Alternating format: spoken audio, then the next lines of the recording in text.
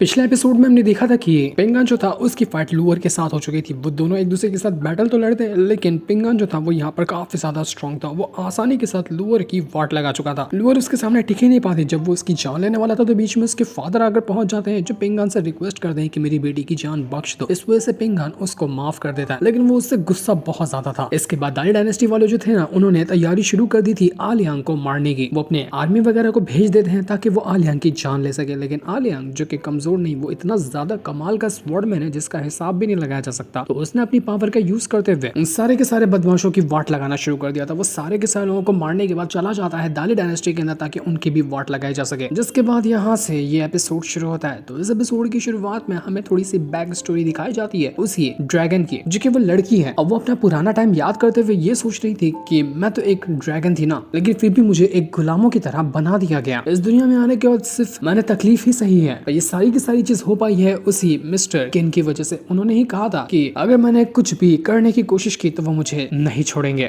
ये असल में वही ड्रैगन होती है जो कि ब्रदर सॉन्ग की जो नौकरानी है ना, वो मिस्टर किन ने उससे कहा था कि अगर तुम पिंगान को मारने की कोशिश करती हो, क्योंकि इसने पिंगान की सारी पावर बचपन में ही छीन ली थी, तो मिस्टर किन ने उससे कहा था कि अगर तुमने पिंगान के साथ कुछ भी करने की कोशिश की तो तुम्हारे लिए बहुत बुरा होगा। अगर बेहतर चाहती हो तो अपनी सजा काटो और एक गुलामों की तरह जितनी बची हुई जिंदगी है ना उसको गुजारो। तो इसी वजह से ये जो ड्रैगन है अब गुलामों की तरह रह रही है, लेकिन उसको ऐसा रहना बिल्कुल भी पसंद नहीं। वो कहती है कि जब मुझे मौका मिलेगा ना, मैं सब कुछ जो मिस्टर किन ने कहा था उसको छोड़कर अपनी असलियत पर आ जाऊंगी। इसके बाद हमें यहाँ पर दाली डायनेस्टी का जो एम्परर था उसका भी सीन दिखाया जाता है। वो अपने सभी एल्डर वगैरह से कह रहा था कि क्या तैयारी पूरी हो गई, क्योंकि आलियांग बस पहुंचता ही होगा। जितनी भी हमारे पास डिवाइन स्वॉर्ड है, जितने भी हमारे पास प्रोटेक्शन बैरियर है ना, सबको एक्टिवेट रखो। वो यहाँ पर ब्रदर सॉन्ग से भी कहता है कि ब्रदर सॉन्ग तुम्हारे पास एक टेक्निक है ना कमाल वाली, जिसको ब्रेथ कंट्रोलिंग कहते हैं, क्या तुम उसको अच्छे से परफॉर्म कर सकते हो? वो इतनी स्ट्रॉन्ग है कि वो आलियांग का मुकाबला कर सके। तो ब्रदर सॉन्ग थोड़ा सा घबरा जाता है। वो कहता है कि कोशिश कर सकता हूँ, लेकिन वो आलियांग थोड़ा सा ज्यादा स्ट्रॉन्ग है और मैंने अभी ब्रेथ कंट्रोलिंग टेक्निक को उतने अच्छे से मास्टर भी नहीं किया है। तो बाकी एल्डर वगैरह जो थे वो दाली डायनेस्टी के एम्पायर से कहते हैं कि आप तो कुछ ज्यादा ही बेसब्रे हो रहे हैं, आप इंतजार कीजिए ना, बस आलियांग एक बार यहाँ पर आ जाए, हम लोग काफी हैं उसकी जान लेने के लिए, वो बचेगा नहीं। ब्रदर सॉन्ग वैसे भी बहुत ज्यादा टैलेंटेड है, तो उसको ये टेक्निक वगैरह मास्टर करने में ना ज्यादा टाइम भी नहीं लगेगा। तो ब्रेथ कंट्रोलिंग टेक्निक को और अच्छे से मास्टर जल्द ही कर लेगा। एल्डर वगैरह कहने लग जाते कि जहां तक हमारा ख्याल जा रहा है ना, वो जो आलियांग है वो होगा 11th रैंक पर। उसका कल्टीवेशन 11th रैंक यानी कि 11वां लेवल हो सकता है, जो कि हमारे लिए अच्छी खबर है, क्योंकि हम 12th या 13 रैंक का कोई कल्टीवेटर आ जाए ना, उसका मुकाबला करने के लिए अभी तो तैयार नहीं है। 11th रैंक के कल्टीवेटर से हम मुकाबला अभी कर सकते हैं। अगर कोई 13 रैंक का कल्टीवेटर हमारे सामने आ जाए ना, तो हम यहाँ पर दुनिया की सबसे बड़ी आर्मी भी गिना खड़ी कर दे, वो भी उसके सामने कुछ नहीं होगी। 13 रैंक के कल्टीवेटर को हरा पाना बिल्कुल इम्पॉसिबल होता है। और 13 रैंक में कल्टीवेशन का लास्ट स्टेज भी कहा जाता है, जितना कि अभी तक की हमारी जानकारी है। उसके आगे होंगे तो 13 रैंक को कल्टीवेट करने के बाद ही पता चलेगा। ऐसा तो कहा जाता है कि ऊपर के 2 और रैंक थे, यानी कि टोटल 15 रैंक थे, लेकिन ऊपर की जो 2 रैंक है ना, उसको हेवन ने हटा दिया, क्योंकि उसको कल्टीवेट करना बहुत ज्यादा मुश्किल था। तो अभी तक की जो सबसे फाइनल स्टेप है ना कल्टीवेशन का, वो 13 रैंक ही है। कोई बंदा अगर 13 रैंक को कल्टीवेट करता है तो उसका जो दाव है ना, वो एक हेवनली दाव में कन्वर्ट हो जाता है, यानी कि वो हेवन के टेक्निक को फॉलो करने लगता है। और 13 रैंक जो है ना, उसका एक और नाम है, उसका नाम है एसेंशन रैंक। तो ब्रदर सॉन्ग कहता है कि क्या हो अगर जो आलियांग है ना, वो अगर 13 रैंक पे हुआ तो फिर हम क्या करेंगे? ये सुनकर दाली डायनेस्टी का जो एम्परर था वो काफी ज्यादा गुस्सा हो जाता है। वो कहता है कि कोई बात नहीं, अगर वो 13 रैंक पे भी हुआ ना, तब भी हम उसका मुकाबला कर लेंगे, हम इतने भी कमजोर नहीं है। तो इस तरह के ख्याल ना अपने मन से निकाल दो तो बेहतर होगा। तुम्हारी माँ ने नहीं सिखाया गया कि किस सिचुएशन में किस तरह की बातें कही जाती है? उसने तो कई बार तुम्हारी जान बचाई है, तुम्हें तो बहुत कुछ सिखाना चाहिए था उसे। उस पिंगान के भी हाथों मरते हुए तुम्हें ही तुम्हारी माँ ने बचाया था। तभी वो जो एम्परर के अंदर से निकलने वाला स्पिरिचुअल ऑरा होता है ना, उसको वो जो ड्रैगन होती है वो एब्सॉर्ब करने की कोशिश करती है, जो कि ब्रदर सॉन्ग की नौकरानी है। तो जैसे ये हो रहा था ना, एम्परर इस चीज को महसूस कर जाता है। वो सीधा एक अटैक देकर मारता है उस नौकरानी के ऊपर और कहता है कि आखिर तुम्हारी हिम्मत कैसे हुई जो ऑरा चोरी करने की तुमने कोशिश की? ये ऑरा ना असल में ड्रैगन की एनर्जी है जिसको तुम चुरा रही थी। अगर आइंदा ऐसी हरकत करने की कोशिश की तो तुम्हारा घर ना इस दुनिया से ही मिट जाएगा, यानी कि तुम्हें ही यहाँ से मिटा दिया जाएगा। ये मत समझना कि मुझे तुम्हारी असलियत पता नहीं है कि तुम कौन हो और तुम्हारे साथ मिस्टर किन ने क्या किया था, सब कुछ मैं जानता हूँ। तो बेहतर होगा कि हमारे साथ तो उंगली करने की कोशिश बिल्कुल भी मत करो। तभी उनको पता चलता है कि आलियांग ना काफी करीब पहुंच चुका है, वो यहीं पर आता ही होगा। तो एम्परर ब्रदर सॉन्ग से कहता है कि ब्रदर सॉन्ग अपनी वाली जो स्वॉर्ड है ना उसको एक्टिवेट करो और फॉर्मेशन को एक्टिवेट करो। तो ये सुनते साथ ही वो जो ब्रदर सॉन्ग था वो तुरंत अपनी पावर को यूज करना शुरू कर देता है। और जैसे जैसे वो यहाँ पर पावर को यूज करते हुए कुछ स्पेल्स पढ़ रहा था, कुछ मंत्र होते हैं जिनको पढ़ना था, और उसके बाद वहां पर उसकी जो स्वॉर्ड है वो एक्टिवेट होगी एक फॉर्मेशन के साथ, जो कि दाली डायनेस्टी को पूरी तरह से कवर करेगा। तो यहाँ पर वो फॉर्मेशन एक्टिवेट होता है और फॉर्मेशन के साथ साथ ब्रदर सॉन्ग की स्वॉर्ड भी एक्टिवेट हो चुकी थी, जो आलियांग को रोकने के लिए तैयार थी। तो जैसे ही यहाँ पर ब्रदर सॉन्ग ने अपने स्वॉर्ड को एक्टिवेट किया था ना, उसके पास असल में 12 स्वॉर्ड होती है और 12 के 12 स्वॉर्ड उसके एक साथ एक्टिवेट होती है, जिन्होंने यहाँ पर 12 स्वॉर्ड फॉर्मेशन एक क्रिएट कर लिया था।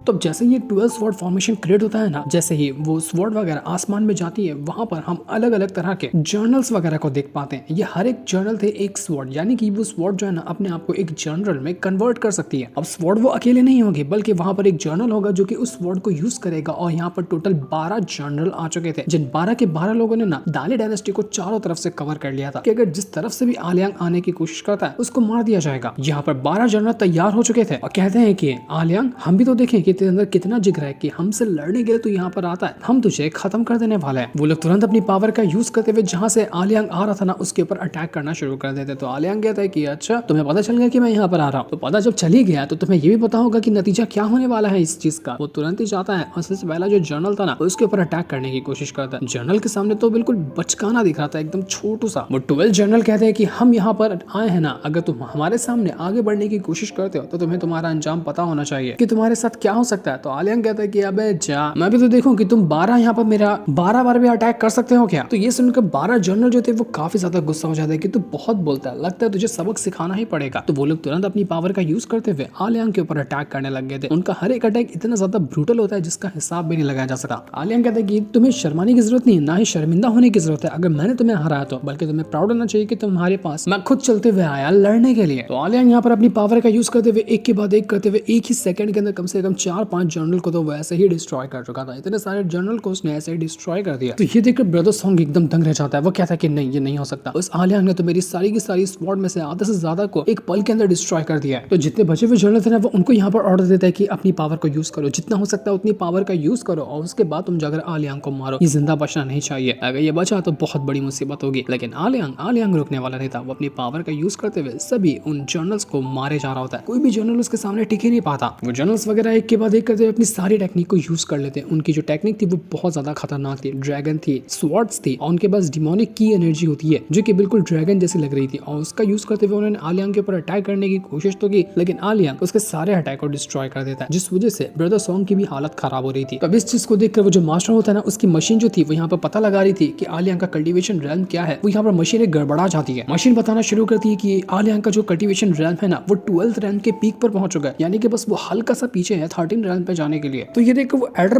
पागल हो जाता है कि ये नहीं हो सकता। अभी कुछ टाइम पहले तो बता रहा था कि ये आलियांग 11th रैल्म पे है, लेकिन ये 13 रैल्म के आसपास कैसे पहुंच गया। हम तो गए, हम यहाँ पर अभी इसको कैसे रोकेंगे, हम इसको नहीं रोक सकते। यहाँ पर वो जो जनरल वगैरह जो बचे हुए थे वो लोग अभी भी आलियांग के साथ फाइट कर रहे थे। बस अब यहाँ पर 1-2 ही जनरल बचे थे जो आलियांग से मुकाबला कर रहे थे, बाकी सबको तो आलियांग ने मार डाला। तो एम्परर अपने साथियों से कहता है कि ठीक है, अब वही करना पड़ेगा जिसके बारे में हमने सोचा था, वरना इसके अलावा कुछ दूसरा ऑप्शन भी नहीं लग रहा। लेकिन ये क्या करने के बारे में कह रहा था वो तो हमें आगे ही पता चलेगा। तो वहीं आलियांग जो था अभी भी यहाँ पर उन जनरल के साथ मुकाबला कर रहा था। उसका जो अटैक था ना वो इतना ब्रूटल था कि पूरा का पूरा इलाका ही डिस्ट्रॉय होने लग जाता है। उसका एक ही अटैक माउंटेन, रिवर जो भी होते हैं ना सबको डिस्ट्रॉय करता जा रहा था। वो अकेला इतना छोटा सा था लेकिन फिर भी उसके अंदर पावर इतनी ज्यादा कि वो जनरल वगैरह उसका कुछ बिगाड़ ही नहीं पाते। एक अटैक में वो एक जनरल को फाड़ देता। उन जनरल को पता था कि या तो आज हम मरेंगे या फिर ये हमें मार डालेगा। तो इस वजह से वो भी यहाँ पर अपनी पावर का यूज करते हुए जितना हो सकता था उतना ब्रूटल अटैक आलियांग के ऊपर करने की कोशिश करते हैं, लेकिन फिर भी कोई फायदा होता नहीं। आलियांग मार मार कर उनकी हालत खराब कर चुका था। और उसके बाद वो दाली डायनेस्टी वालों को ही चिढ़ाते हुए कहता कि दाली डायनेस्टी के एम्परर क्या हुआ, हवा निकल गई तेरी, अब कोई बचा नहीं गया तेरे पास कमाल का इंसान जो मुझसे फाइट कर सके। जब कोई नहीं बचा तो तू ही आ जाना मुझसे लड़ने के लिए। ब्रदर सॉन्ग तो जवाब दे चुका था कि नहीं, मैं अब यहाँ पर और अपने जनरल को कंट्रोल नहीं कर सकता, नहीं मैं आलियांग को रोक सकता हूँ, मैं तो यहाँ पर हट रहा हूँ वरना मैं मर जाऊंगा। लेकिन फिर थोड़ी देर बाद वो हिम्मत करता है, हिम्मत करते हुए कहता है कि मैं ही वो था ना जिसने कहा था कि क्या हो अगर ये आलियांग 12th या 13th रैंक पे हुआ तो शायद मेरा ही श्राप लग गया मेरी बात को। इसलिए अब यहाँ पर ना मुझे अपने फाइनल अटैक को यूज करना पड़ेगा, चाहे मैं यहाँ पर मर क्यों ना जाऊँ, चाहे मेरी जान खतरे में क्यों ना आ जाए, मैं इसको रोक कर रहूंगा। क्योंकि मैंने असल में 12th नहीं बल्कि मैंने 13 स्वॉर्ड्स को कल्टीवेट किया है और अभी भी मेरी एक फाइनल स्वॉर्ड बची हुई है जिसका मैंने इस्तेमाल अभी तक नहीं किया। अब लगता है कि उसका इस्तेमाल करना पड़ेगा। तो ब्रदर सॉन्ग यहाँ पर अपनी पावर का यूज करते हुए अपनी 13 जो फाइनल स्वॉर्ड होती है ना उसको भी एक्टिवेट कर चुका था, जिस वजह से वहां पर एक और जर्नल आ जाता है और यहाँ पर उसका साथ देने के लिए एक दूसरा जो एल्डर था वो भी अपनी पावर को एक्टिवेट कर चुका था। वो भी अपनी पावर को एक्टिवेट करने के साथ ब्रदर सॉन्ग की हेल्प कर रहा होता था कि ये दोनों दोनों मिलकर ना आलियांग को रोक सके। तो इन दोनों का जो अटैक था वो बहुत खतरनाक तरीके से आलियांग के पास जाता है, उनके ऊपर जाकर सीधा वो अटैक देकर मार चुका था आलियांग को। तो ये देखकर आलियांग कहता है कि अरे वाह, ये अटैक तो थोड़ा कमाल का लग रहा है, पहला कोई अटैक है जिसने मुझे यहाँ पर थोड़ा सा मजा दिलाया, लेकिन इसकी औकात नहीं कि मेरा एक भी बाल बांका कर सके। तो वो यहाँ पर इस अटैक को भी डिस्ट्रॉय कर चुका था। इससे होता ये कि वो एडर और ब्रदर सॉन्ग दोनों के दोनों अब यहाँ पर बेहोश होने लग गए थे। उन्होंने अपनी सारी पावर को एग्जॉस्ट कर दिया और उनकी हालत पूरी तरह से खराब हो चुकी थी, लेकिन अभी तक कि आलियांग को कुछ हुआ ही नहीं। आलियांग कहता है कि यार बॉबिंग को जो स्वॉर्ड मिली थी ना बहुत ज्यादा कमाल की थी। इस स्वॉर्ड ने तो एक बार के अंदर ही ये 13 स्वॉर्ड का अटैक और एडर के अटैक को एक सेकंड में डिस्ट्रॉय करके रख दिया। मजा ही आ गया इस अटैक को यूज करके। तो दिल तो कर रहा है कि ये स्वॉर्ड को परमानेंट अपने पास रख लो, बहुत प्यारी स्वॉर्ड है ये। अब तो वो यहाँ पर अपनी स्वॉर्ड पावर को यूज करना शुरू करता है और अपना एक बहुत ही ब्रूटल स्लैश अटैक देकर बनाता है। और जितने भी यहाँ पर एक दो जर्नल बचे हुए थे उनके पर वो अटैक देकर मार चुका था। उन जर्नल की तो हालत खराब, वो यहाँ पर अपने आप को बचाने की कोशिश में लगे हुए थे, लेकिन यहाँ पर आलियांग रुकता नहीं, वो यहाँ पर किसी को छोड़ने वाला नहीं था। वो कहता है कि हट जाओ मेरे रास्ते से, मैं जा रहा हूँ दाली डायनेस्टी के अंदर और वहां जाकर सब कुछ बर्बाद कर दूंगा। देखते ही देखते उसका स्लैश अटैक जो था वो सीधा दाली डायनेस्टी का जो महल होता है ना उसके ऊपर अटैक देकर मार देता है। लेकिन वो जो महल के बाहर प्रोटेक्शन बैरियर लगा हुआ था उसने उस अटैक को रोक तो लिया था, लेकिन ज्यादा टाइम तक के रोक नहीं पाता। पूरा महल हिलने लग जाता है, जल्दी कुछ करना पड़ेगा वरना आलियांग का दूसरा अटैक आया ना तो फिर ये प्रोटेक्शन बैरियर टूटेगा, वो घुस जाएगा महल के अंदर। और जो इस चीज का इम्पैक्ट था ना वो इतना खतरनाक था कि अंदर का महल पूरा हिल गया होता है। आलियांग आवाज लगाते हुए कहता है कि अबे बुढ़ा हुआ एम्पायर क्या कर रहा है, मैं तेरा देख स्वागत करने के लिए यहाँ तक पहुंच गया, तेरा दरवाजे के पास खड़ा हूं, अब तो बुला ले अंदर, आजा मिल ले मुझसे, तेरा इंतजार कर रहा हूं मिलने का। लेकिन यहाँ पर एम्पायर तो नहीं आता, बल्कि वो जो ब्रदर सॉन्ग का अंकल है ना उसको भेज देता है। यहाँ पर आता है वही अंकल और यहाँ पर आने के बाद वो कह रहा था कि आलियांग हिम्मत की तेरी ना दाद देनी पड़ेगी कि तू सच में यहाँ पर आया, वरना मुझे तो लग रहा था कि तू यहाँ पर लौट कर आएगा ही नहीं। तुझे अगर इतना ही चैलेंज करना है ना तो मैं तुझसे चैलेंज करने के लिए तैयार हूँ। वैसे भी मुझे मेरी जिंदगी से कोई फर्क नहीं पड़ता, बहुत जी ली है जिंदगी, अगर मर भी गया ना तो अच्छा ही होगा, पर ऐसा तो नहीं मरूंगा तुझे मार कर मरूंगा। लेकिन यहाँ पर आलियांग चिल्लाते हुए कहता है कि अबे बचकाने को साइड कर, अगर तेरे अंदर हिम्मत है तो यहाँ पर आ, मैं 10 तक गिनती गिनता होगा, 10 गिनती तक के मेरे झुककर मेरे सामने आकर तूने मुझसे माफी नहीं मांगी ना तेरी पूरी दाली डायनेस्टी को बर्बाद कर दूंगा। मैं अपनी गिनती शुरू कर रहा हूँ। तो ये देखकर वो अंकल जो था वो काफी ज्यादा गुस्सा हो चुका था। वो तुरंत अपनी पावर को यूज करता है और आलियांग के अटैक को रोकने की कोशिश करता है ताकि आलियांग को अंदर जाने ना दिया जा सके। अंकल तो यहाँ पर पूरी अपनी जान लगा रहा था ताकि किसी भी हालत में वो आलियांग का जो अटैक है ना उसको रोक सके। लेकिन उस अंकल की जो हालत होती है ना वो पूरी तरह से खराब हो चुकी थी, वो कुछ करने के लायक ही नहीं बचा रहा था। आलियांग ने अभी तक ढंग से अटैक भी नहीं किया था, उसका जो स्लैश अटैक था उसी को रोकने में अंकल की हालत खराब हो गई और उसके पूरे मेडिन जो थे ना वो डिस्ट्रॉय हो चुके थे। तब वहां पर एक आर्मर आता है, एक आर्मर से बना हुआ फिगर था जो आकर पहुंच चुका था। ये गार्डियन होता है महल का, जिसने आते साथ ही यहाँ वो जो अटैक होता है ना उसको रोक लिया था। और ये गार्डियन काम करता है वही मास्टर जो है उसके अंडर में। तो मास्टर यहाँ पर भेजा हुआ था आलियांग के साथ फाइट करने के लिए उस गार्डियन को। आलियांग कहते हैं कि यार अच्छा खिलौना पाल के रखा है तुम लोगों ने, इनके साथ खेलने में बड़ा मजा आएगा। लेकिन जहां तक कि मुझे लगता है कि तेरा ये जो खिलौने से बना हुआ आर्मर है ना गार्डियन, वो कोई काम नहीं कर सकता। देख अभी तक कि दूसरा अटैक किया नहीं है, वो मेरे पहले वाले स्लैश अटैक को ही रोक रहा है, लेकिन अभी तक कि वो उसको रोक ही नहीं पाया। तो देखते ही देखते वो जो गार्डियन था ना वो यहाँ पर दूसरा अटैक तो छोड़ दो, पहला वाला जो स्लैश अटैक था उसको रोक ही नहीं पाता और वो डिस्ट्रॉय हो चुका था। जिससे होता ये कि वो जो मास्टर होता है ना उसकी भी हालत खराब हो चुकी थी और पूरा का पूरा महल था वो टूट चुका था। बैरियर टूटा, महल के बाहर लगा हुआ, और अब यहाँ पर आलियांग बिंदास दाली डायनेस्टी के अंदर आकर पहुंच चुका था। ऐसा लगा था कि पूरी दाली डायनेस्टी को आज यहाँ पर आलियांग ने डिस्ट्रॉय करके ही रख देगा। तब कोई दूसरा रास्ता ना होने पर वो जो दाली डायनेस्टी का एम्परर होता है ना वो वहां पर बाहर निकल कर आया था और धीरे धीरे करते हुए वो बढ़ रहा होता है आलियांग की तरफ। तो आलियांग उससे कहता है कि ठीक है अपनी गर्दन जो है ना उसको आगे कर ताकि मैं अपनी स्वॉर्ड चलाऊं और एक बार के अंदर तेरी गर्दन अलग हो जाए, ज्यादा कुछ मेहनत करनी नहीं पड़ेगी फिर मुझे। तो ये सुनकर एम्परर कहता है कि ठीक है मैं अपनी जान ना तुम्हारे कदमों में डालने के लिए तैयार हूँ, लेकिन मेरी एक रिक्वेस्ट रहेगी कि मेरे मरने के बाद भी ना तुम दाली डायनेस्टी से चले जाओगे, इसको कुछ नहीं करोगे, क्योंकि दाली डायनेस्टी को बनाने में अपना जी जान लगा चुका और आंखों के सामने उसको खराब होते हुए मैं नहीं देख सकता। तो आलियांग कहता है कि अबे जा रहे यहाँ पर इमोशनल ड्रामा करके मुझे मत सिखा। वो सीधा अपनी स्वॉर्ड लेता है और डाल देता है गर्दन पर ही उस एम्परर के, लेकिन उसको अभी तक चलाया नहीं था वो, क्योंकि उसके स्वॉर्ड चलाने से पहले ही वहां पर एक ओल्ड मैन आ चुका था जो यहाँ पर आने के बाद कहने लग जाता है कि आलियांग बड़े दिनों बाद तुमसे मुलाकात हो रही है, तुम्हारी जो कही हुई बातें थी ना मुझे आज तक के याद है कि अगर कोई किसी चीज को हासिल करना चाहता है ना तो उसकी एक कीमत चुकानी पड़ती है, कोई भी चीज फ्री की कभी नहीं आती। और मुझे ये भी पता है कि तुम ना मिस्टर किन जो है ना उनके बहुत अच्छे दोस्त हो और तुम्हें ये जान लेना चाहिए कि इस दाली डायनेस्टी को बनाने में और इसको कितना ज्यादा हेल्प करने में मिस्टर किन ने साथ दिया। आज तो हमारी दाली डायनेस्टी खड़ी है ना उसमें मिस्टर किन का बहुत बड़ा हाथ है। और अगर तुम इस दाली डायनेस्टी को डिस्ट्रॉय करना चाहते हो तो मिस्टर किन ने जो लेगेसी क्रिएट किया ना तुम उसको बर्बाद कर दोगे। मिस्टर किन ने बहुत ज्यादा मेहनत की है, उन्होंने अपना खुद का रास्ता क्रिएट करने की कोशिश की थी ताकि जिसका भी जो इस गांव के अंदर रहता है ना उसका फ्यूचर अच्छा हो। वो एक नया पाथ क्रिएट करना चाहते थे जहाँ पर वो शांति बना के रखेंगे, लेकिन ऐसा कभी हो नहीं पाया। बचपन से आज तक के मिस्टर किन को कभी उतनी ज्यादा खुशियां मिली नहीं थी। उन्होंने बहुत ज्यादा मेहनत की, बचपन से ही वो मेहनती थे। मैंने खुद उनके साथ प्रैक्टिस वगैरह की है अपने टाइम पर। हमेशा मास्टर को उनके ऊपर बहुत ज्यादा उम्मीद थी और उनकी उम्मीदों पे मिस्टर किन हमेशा खड़े रहते थे। लेकिन मिस्टर किन को पता था कि आगे चलकर ना उनके साथ क्या होने वाला है। वो अपने गांव को ही बचाने के लिए अपनी जान गंवा दी है, पर मरने से पहले उन्होंने जो अपने लिए लेगेसी क्रिएट करके रखी है ना, इसलिए तुम्हें उसको नहीं डिस्ट्रॉय करना चाहिए। मेरी तुमसे रिक्वेस्ट रहेगी कि तुम यहाँ पर रुक जाओ। जितना तुम्हें नुकसान करना था तुम उतना नुकसान कर चुके हो। ये सुनकर यहाँ पर आलियांग को बहुत ज्यादा गुस्सा आता है, लेकिन फिर भी वो यहाँ पर रुक चुका था।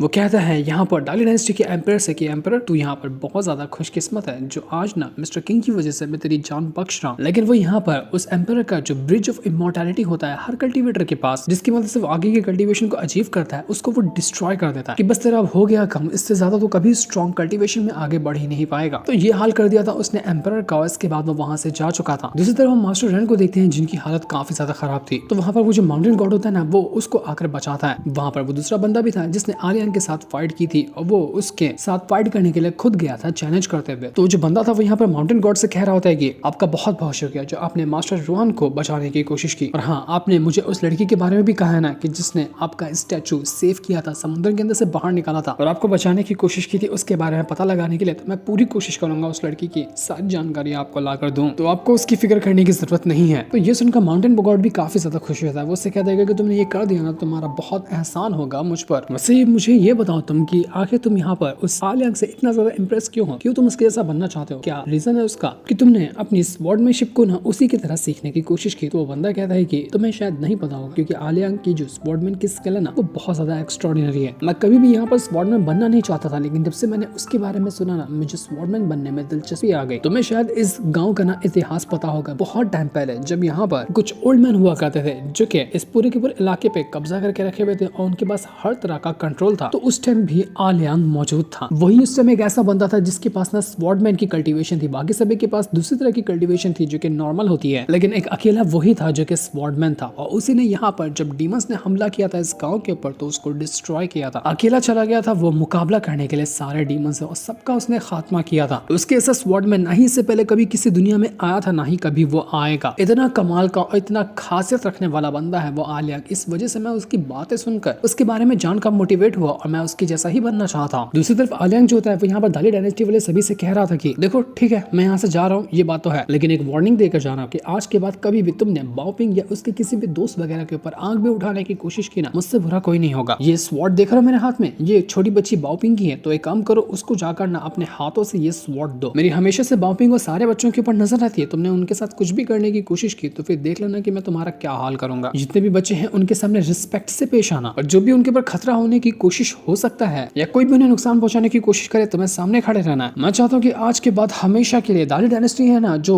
वो मेरे नाम सुनकर ही कांप जाए, क्योंकि मैं ऐसा बंदा हूँ जो कि हेवन को भी चीर कर रिटर्न आ चुका हूँ। मैं पहले अपर रेल्म से वापस रिटर्न आया हूँ इस मॉर्टल रेल्म के अंदर। जब मैंने 13 लेवल को पार करने के बाद हेवन तक के जाने का मौका मुझे मिला था, उसको मैंने ब्रेक करके रिटर्न मॉर्टल रेल्म में आया। तो अब यहाँ पर तुम लोगों को ना पता हो चुका है कि मेरा असल में पास्ट है क्या। वो यहाँ पर हेवन का ही मजाक उड़ाते हुए कहते हैं कि हेवन क्या कहता है, कौन ज्यादा पावरफुल लगता है, तू या फिर मैं, या फिर यहाँ की जो कल्टीवेशन स्टेप वगैरह है वो बुद्धिज्म हो गया, ताओइज्म हो गया, या कौन सी तरह की कल्टीवेशन कमाल की लगती है तुझे? जिसको भी तू समझता है कि सबसे ज्यादा स्ट्रॉन्ग है उसको भेज दे मेरे सामने, मैं अपनी कसरत करना चाहता हूँ। और इतना कहते कहते यहाँ पर ना वो जो आलियांग होता है वो अपना ब्रेक थ्रू कर चुका था। ब्रेक थ्रू करते साथ ही वो 13 रैंक पे पहुंचता है, और 13 पे भी वो अर्ली स्टेज पे नहीं गया था, 13 के वो पीक पर जा पहुंचा था। आलियांग यहाँ पर भी नहीं रुकता और यहाँ पर हंसते हंसते वापस से एक और लेवल ब्रेक थ्रू कर जाता है और वो पहुंच चुका था 14th रैंक के ऊपर। ये बंदा तो पागल हो गया, सीधा उसने खड़े खड़े 2 रैंक ब्रेक थ्रू किया, जिसको रैंक को ब्रेक थ्रू करने में एक भी बंदों की जान निकल जाती है। और अब ये पहुंच चुका था सीधा 14th रैंक के ऊपर, जिसका मुकाबला करना अब इस मॉर्टल वर्ल्ड के अंदर शायद ही इम्पॉसिबल हो चुका है। अब इस पूरे वर्ल्ड में ऐसा कोई बंदा ही नहीं है जो आलियांग का मुकाबला कर सके, इतना ज्यादा वो स्ट्रॉन्ग है। वो जो ड्रैगन होती है जो कि ब्रदर सॉन्ग की नौकरानी है, वो कहने लग जाती है कि मानती हूँ मैं कि आलियांग बहुत ज्यादा एक्स्ट्राऑर्डिनरी है, लेकिन फिर भी मुझे पिंगान को देख करना अलग ही फीलिंग आती है। मुझे लगता है कि पिंगान आलियांग से ज्यादा बेटर है, या फिर वो बेटर बनकर दिखाएगा, क्योंकि वो पिंगान को बहुत अच्छे से जानती थी। इसके बाद तो आलियांग सीधा आसमान की तरफ ही बढ़ना शुरू कर देता है। ऐसा लग रहा था कि वो वापस से अपर रेल्म के अंदर जा रहा है हेवन के साथ बातचीत करने के लिए, जिसको देख कर ना पूरी दुनिया में जितने भी लोग होते हैं वो सारे के सारे लोग ये नजारा देख पा रहे थे। वो कहते हैं कि आप बंदा है यार आलियांग, लोग क्यों नहीं उसके जैसा बनना चाहेंगे, सब कोई उसके जैसा बनना चाहता है। उसकी काबिलियत, उसका एटीट्यूड, उसका बात करने का तरीका देखकर सारे के सारे लोग यहाँ पर आलियांग से बिल्कुल इंप्रेस हो चुके थे। उसी के साथ साथ हम यहाँ पर माउंटेन गॉड को भी देखते हैं, जो कि फाइनली वो जो लड़की होती है ना जिसने उसको बचाया था उस तक पहुंच जाता है। वो उसके सामने तो नहीं आता लेकिन छुप कर उसको देख रहा था। उसको देखकर वो बहुत ज्यादा खुश था। ये वही लड़की होती है जो कि नाव वगैरह के अंदर ना पियानो वगैरह बजाने का काम करती है और लोगों को एंटरटेन करती है। उस लड़की को महसूस तो होता है कि आसपास कोई तो ऐसा था जिसको वो बहुत अच्छे से जानती है, लेकिन वो समझ नहीं पाती क्योंकि माउंटेन गॉड उसके सामने नहीं आता। आलियांग यहाँ पर खुद से ही कहने लग गया था कि मुझ जैसा शैतान कल्टीवेटर जो इतना ज्यादा स्ट्रॉन्ग है, मुझे लगता है कि मैं ना इस मॉर्टल वर्ल्ड को डिजर्व करता हूँ। यहाँ पर अगर मैं रहा ना तो पूरी दुनिया को बर्बाद करके रख दूंगा। मुझे लगता है कि मुझे ये वर्ल्ड छोड़कर चले जाना चाहिए। जिस अपर रेल्म से मैं आया था ना, मुझे वहां पर वापस चला जाना चाहिए। इस वजह से वो आसमान की ओर ही जा रहा था और आसमान में वो काफी ऊंचाई तक के आकर पहुंच जाता है। जैसे वो आसमान पर आया था ना, यहाँ का पूरा मौसम बदलने लग गया था। हम देख पाते कि आसमान का पूरा रंग बदला हुआ है और ऐसा लग रहा था कि वो अपर रेल्म तक के पहुंच चुका है। आसमान को वो क्रॉस करता जाता है और रुकता ही नहीं। वो साथ ही साथ हमें निंग्याओ को भी दिखाया जाता है। वो भी जहाँ पर होती है ना, वहाँ पर कई सारे बंदे थे जो कि उसके क्लान के ऊपर अटैक करने के लिए आए हुए थे। तो वो उनके साथ फाइट कर रही होती है। उनको वो आसानी से टक्कर दिए जा रही थी।